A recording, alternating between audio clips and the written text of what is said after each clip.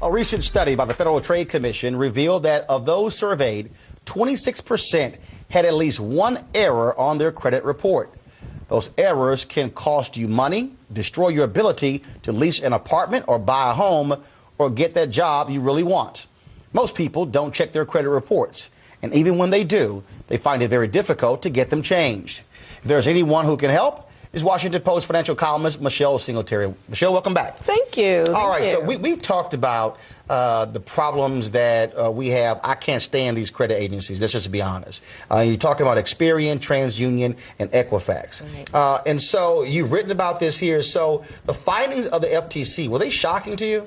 They weren't shocking. There were lots of consumer groups who for years have been saying that there's a lot of errors in the credit reports. There's just a debate about what percentage. Right. But when you look at the millions of files that are out there, even a small percentage, like 5%, I think the report showed, had serious enough errors that would affect people's ability to get the best credit. Well, if you translate it into the number of people who have credit reports, that's like 10 million people. So it's most likely that somebody watching today has had an error in their report that they have trouble fixing. Now, how do these errors even get on there? I mean, so how does it even take place? Well, you know, the credit bureaus are basically information dumping grounds. So your creditor dumps information into their database, and they pull it all together. So, for instance, you may have paid a bill off, but the company keeps sending you bills, and all of a sudden it goes to a credit collection person, and you're going, wait a minute, I already paid this thing. That's exactly right. It happened to me.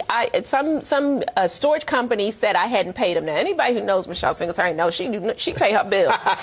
So I'm like, I know you ain't talking about me. So it came to one of my credit reports, and the reason why I know it affected it, as much as 50 points on my credit, was that the other two bureaus that didn't have that incorrect information, my score was much higher. And so I didn't really think about it until, you know, we were going to go for a house, and they're like, well, what's this? I was like, okay, now y'all need to fix this. So I did what you're supposed to do, file a complaint. How long did it take?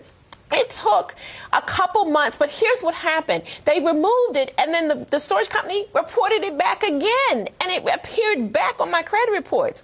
And then I called again. I said, now, you know, you folks, don't let me get Baltimore ugly on you.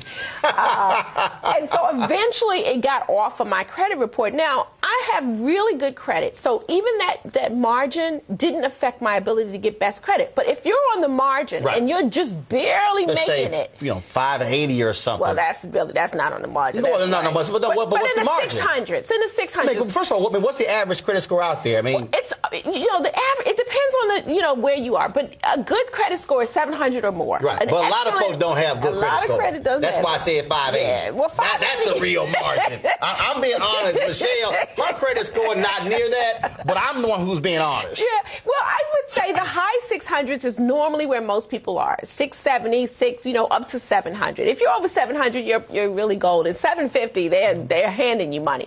500, you're really having some issues there. But basically, so let's say you're in the 600s and you're just short of that 700 or plus mark, and you've got an error in your report, that kicks you back to another tier of loans. So let's say you would have qualified for the best loans, getting a car.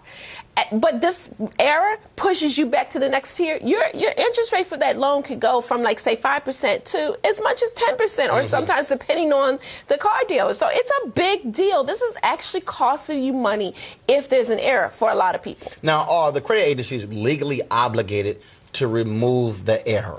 Here's what happens. This is the problem. They have to investigate. Now, that's the key word, investigate. What does that mean exactly? Right. So what a lot of consumers are basically finding, which is what I happened, they went back to the person who gave them the bad information and said, is this right? And the person said, sure, it's right. She owed me money. And I'm thinking, that's not an investigation. And so that's one of the issues with the FTC has pointed out in the consumer groups, that the consumer reporting agencies are not doing the best that they can to investigate, because all they're going back is to the person who gave the wrong information.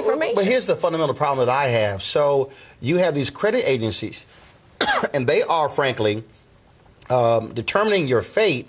So who has jurisdiction over them?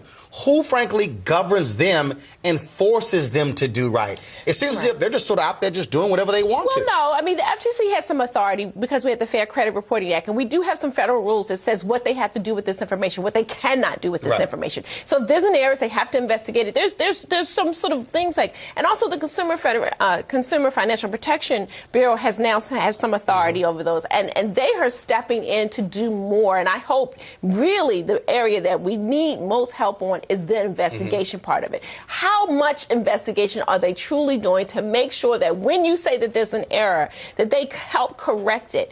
Because going back to the person who gave the bad information is not an investigation. So I mean, I remember something happened to me when again, the tricks of the trade. I get this phone call out of the blue saying, hey, we picked up this debt and you owe a bill from MCI dating back to 1999. And what was interesting was this was around 2006. And so what that told me was we were almost close to that 7-year mark because after 7 years, stuff's supposed to drop off, correct? That's right. But what happens is when they report it again, that basically restarts the clock, correct? It's not supposed to restart the clock. It can sometimes, but they're not supposed to. From the date of the time that you were delinquent on that debt, there's a 7-year clock. If they contact you close to that, they can't reset that clock. And that's why it's important to pull your credit reports every year so that you have the evidence that, wait a minute, this was on here back in X year. You can't re-age this debt. That's what sort of they try to do. And they threaten people with that. Oh, my God. This case was amazing. They told me, they said that, I said, well, I need proof of what you say I owe. Well, we can't give it to you. I said, oh, so you think I'm just going to just give you my credit card number right now and pay $400 for something that you can't even show me I even used? And that's not true either. They have to prove it. If you ask for the proof, they have to show it to you. And you have to be vigilant and say, this is not my debt. Where's the proof? And they have to provide the proof. And also, here's the other thing. Debt is being sold and then some people pass away. You're not obligated to pay debt of someone who passed away. That's another trick of the trade. Really? Your mom passes away, your brother. This happened to my brother. My brother died from epilepsy, and he had some debt, not a lot. And they called me, and I was, helping them. They said, "Well, you need to pay his debt." And I'm like, "You don't. You are sadly mistaken. I'm not. This is not my debt." And they try to, "Oh, well, don't you want to do this?" And they try to, get you to pay it when you're not obligated. So you got to know your rights. The FTC's website is phenomenal in terms of all the information. FTC.gov. FTC.gov. Federal Trade Commission. Just type in credit reports, FTC. It has a lot of information. It'll walk you through everything. The important thing is know what's in your credit report. Every year you ought to pull all 3 of your credit reports from annualcreditreport.com. It's the only official site. Allows you to get one for free, correct? For free. Each credit report. Annualcreditreport.com. Yes. All right, Michelle, we appreciate it. You're welcome. Thanks so much. All right.